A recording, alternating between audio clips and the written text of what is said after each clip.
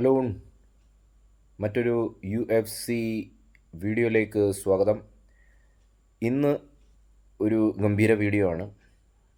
അപ്പോൾ അത് UFC 299 ആസ്പദമാക്കിയിട്ടാണ്. നമ്മൾക്കൊരു ചെറിയ ഗെയിം കളിക്കാം.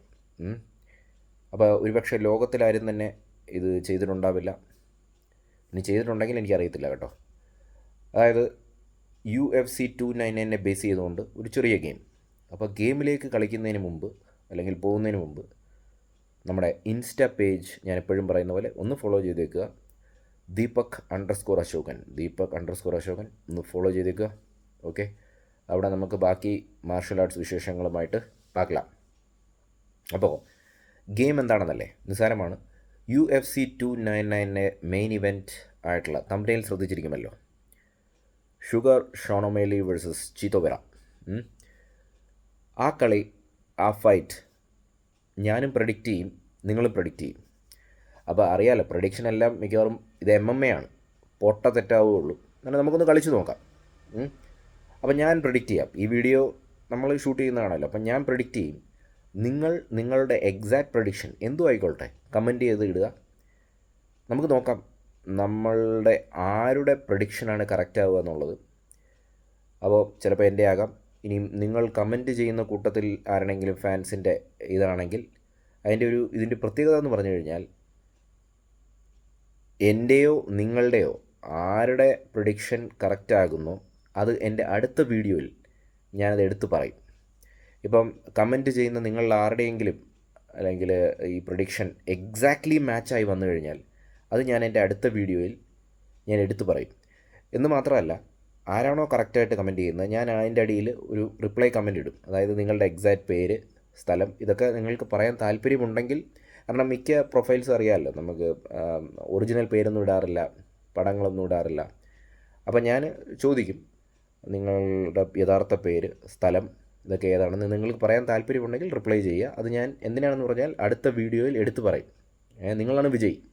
പിന്നെ സമ്മാനം എന്തൊക്കെയാണെന്ന് നമുക്ക് നോക്കാം. അത് നമുക്ക് ഭാവിയിൽ ഈ കറക്റ്റ് പ്രഡിക്ഷൻ ചെയ്യുന്ന ആളുകൾക്ക് സമ്മാനം, അതൊക്കെ നമുക്ക് ഭാവിയിൽ തീരുമാനിക്കും. ഇപ്പോൾ തൽക്കാലം നമുക്കിങ്ങനെ തുടങ്ങാം. അപ്പോൾ ഇതാണ് ഗെയിം. കറക്റ്റ് പ്രഡിക്ഷൻ നടത്തുന്ന ആരാണെന്ന് നമുക്ക് കണ്ടെത്താം.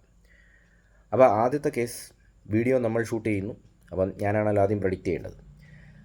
എൻ്റെ പ്രഡിക്ഷൻ എന്ന് പറഞ്ഞു കഴിഞ്ഞാൽ, പ്രഡിക്ഷൻ നടത്തുന്നതിന് മുമ്പ് നമുക്ക് ഷുഗറിൻ്റെയും ചീത്തോ വെറേൻ്റെയും ആദ്യത്തെ ഫൈറ്റ് കാണണം.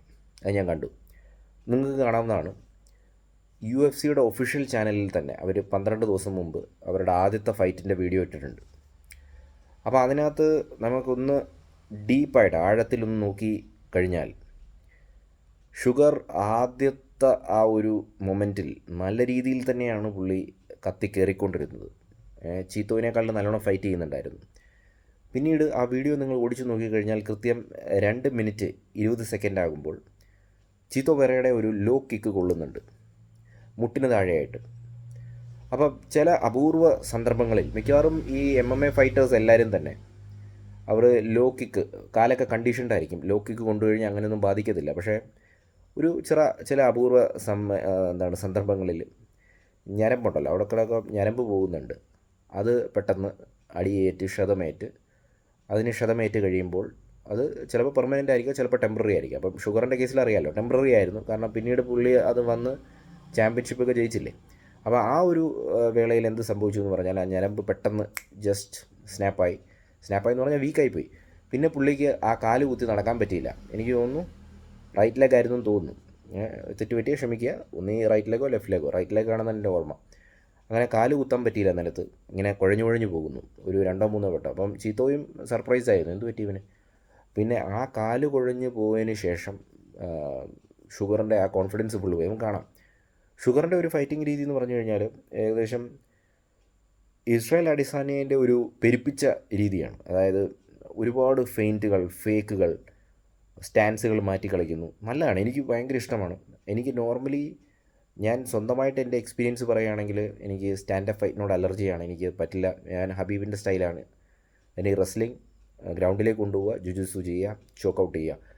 കാരണം എനിക്ക് സ്റ്റാൻഡപ്പ് പറ്റത്തില്ല. കാരണം സ്റ്റാൻഡപ്പ് ചെയ്ത് കഴിയുമ്പോൾ ഒരുപാട് സ്റ്റാമിന. പക്ഷേ ഷുഗർ വളരെ നീറ്റായിട്ട്, വളരെ ഫ്ലോ ആണ് പുള്ളി. ഒരു കാറ്റൊഴുകുന്ന പോലെ, ഒരു പുഴ ഒഴുകുന്ന പോലെയാണ് പുള്ളി ഫൈറ്റ് ചെയ്യുന്നത്. ഒട്ടും തന്നെ എന്താണ് പറയുന്നത്, പെടപ്പില്ല.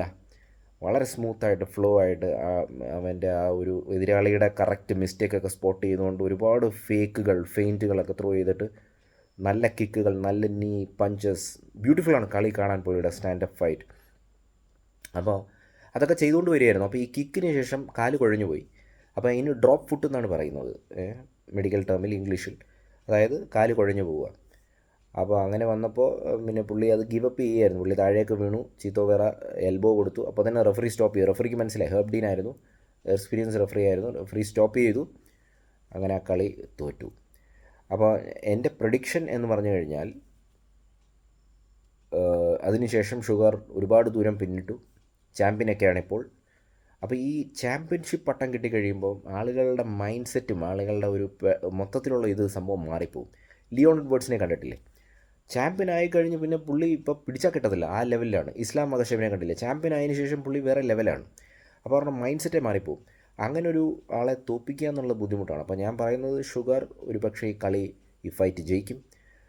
എങ്ങനെ ജയിക്കുമെന്ന് ചോദിച്ചു കഴിഞ്ഞാൽ TKO ആണെന്നാണ്. KO ചാൻസ് കുറവാണ്. TKO എന്ന് പറഞ്ഞു കഴിഞ്ഞാൽ എനിക്ക് തോന്നുന്നു പുള്ളി നോക്കൗട്ട് ചെയ്യും.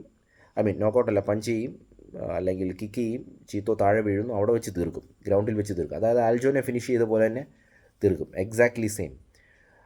അത് എപ്പോഴെന്ന് ചോദിച്ചാൽ 3-ാം റൗണ്ടിലായിരിക്കും, അല്ലെങ്കിൽ 2-ാം റൗണ്ടിൽ. 3-ാം റൗണ്ടാണെന്ന് എനിക്ക് ഫീൽ ചെയ്യുന്നത്. അങ്ങനെ കിക്കിനേക്കാളും ഉപരി പഞ്ചസിലൂടെ ആയിരിക്കും പുള്ളി ട്രാപ്പ് ചെയ്യുന്നതെന്നാണ് എൻ്റെ പ്രഡിക്ഷൻ. അപ്പം ഞാൻ പറഞ്ഞല്ലോ, ചിലപ്പോൾ പൊട്ടത്തെറ്റായിരിക്കാം. ചീത്തോ വേറെ ഫസ്റ്റ് റൗണ്ടിൽ തന്നെ ചിലപ്പോൾ നോക്കൗട്ട് ചെയ്തെന്നിരിക്കും. ചിലപ്പം ഒരു കാര്യം വ്യക്തമാണ്, ചീത്തോ വേറെ വീണ്ടും ലോ കിക്ക് ഒരുപാട് യൂസ് ചെയ്യും. കാരണം ആ ഒരു ആദ്യത്തെ ഫൈറ്റിൽ ജയിച്ച പോലെ അതേ പാറ്റേൺ ഫോളോ ചെയ്യുമല്ലോ. ഷുഗറും അതിന് തയ്യാറായിരിക്കും. അപ്പം വീഡിയോ അല്പം നീണ്ടുപോയി. അപ്പം എൻ്റെ പ്രഡിക്ഷൻ മനസ്സിലായല്ലോ. 3-ാമത്തെ റൗണ്ട് ഷുഗർ ഏകദേശം ഒരു 3-ാം റൗണ്ട് നടുക്കെത്തുമ്പോൾ പഞ്ച് ചെയ്യുന്നു, അല്ലെങ്കിൽ കിക്ക് ചെയ്യുന്നു, ചീത്തോപുറ താഴെ വീഴുന്നു, അവിടെ വെച്ച് തീർക്കുന്നു, അവിടെ വെച്ച് പൊട്ടിക്കുന്നു, റെഫറി സ്റ്റോപ്പ് ചെയ്യുന്നു, and sugar will be the champion again still. അപ്പോൾ ഇതായിരുന്നു എൻ്റെ പ്രഡിക്ഷൻ. നിങ്ങൾ കമൻറ്റ് ചെയ്ത് അയക്കുക, ഷുഗറാണോ ജയിക്കുന്നത് അതോ ചീത്തോപുരയാണോ ജയിക്കുന്നത്, ആരാണ് ജയിക്കുന്നത്, എങ്ങനെ ജയിക്കും എന്ന് കമൻറ്റ് ചെയ്യാം. നമ്മളിൽ ആരുടെ പ്രഡിക്ഷനാണ് കറക്റ്റ് എന്ന് നോക്കാം. ഞാനത് വ്യക്തമായിട്ട് ഫോളോ ചെയ്യും ഓരോരുത്തരുടെയും കമൻറ്റും. ആരാണോ ശരിയായിട്ട് കമൻറ്റ് ചെയ്യുന്നത് അവരെ അടുത്ത വീഡിയോയിൽ നമ്മൾ എടുത്തു പറയും. അത് നിങ്ങൾക്ക് സമ്മതമാണെങ്കിൽ നിങ്ങളുടെ പേരും യഥാർത്ഥ സ്ഥലവുമൊക്കെ നിങ്ങൾ എന്ത് ചെയ്യുന്നു ഇതൊക്കെ ഒന്ന് നമ്മൾ ഡീറ്റെയിൽ ആയിട്ട് പരിചയപ്പെടുത്തുന്നതായിരിക്കും. ഇതൊരു ഗെയിമാണ്. എങ്ങനെയുണ്ട്? ഓക്കെ, കമൻറ്റ് ചെയ്യുക. Bye guys, take care.